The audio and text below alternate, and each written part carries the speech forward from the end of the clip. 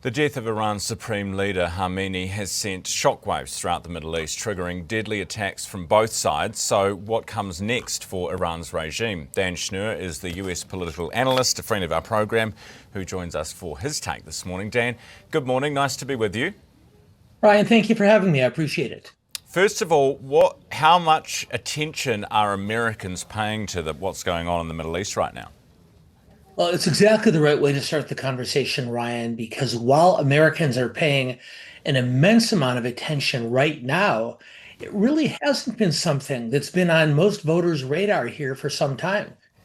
In President Trump's State of the Union address last Tuesday, a speech that went almost 2 hours, he spent only 3 minutes talking about Iran. He released an 8-minute video early yesterday morning talking about the attacks, but he has not been in public since then. So early public opinion polls show a mixed reaction from Americans and a slightly negative one. The logical reason for that is that they haven't heard much from their president about this.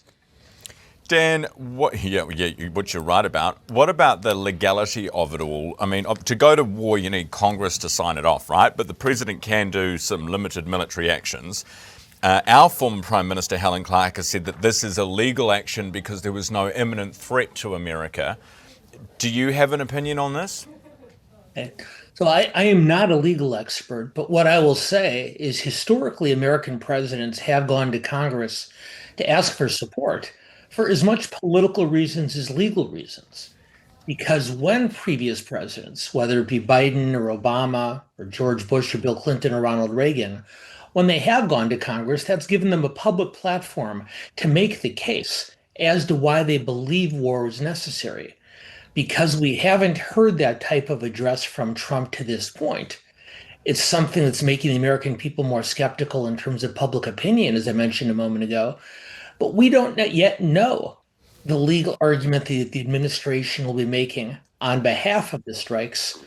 There's ample precedent in our country for a president acting first and then going to Congress, given sometimes the immediacy of needs.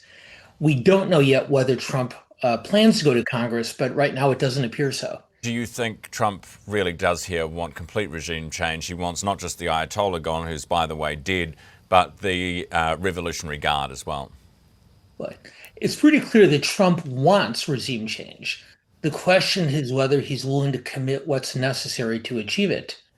Most military experts don't believe that you can achieve that kind of dramatic overhaul with just airstrikes, and that it would require U.S. troops on the ground in Iran.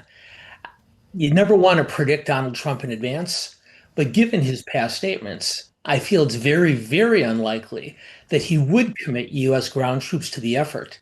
And it's entirely possible that just like in Venezuela, when the elimination of Maduro led to Maduro's replacement by his vice president, it's worth wondering if Trump might be satisfied by a negotiated end of the hostilities with Khamenei, with one of Khamenei's top lieutenants.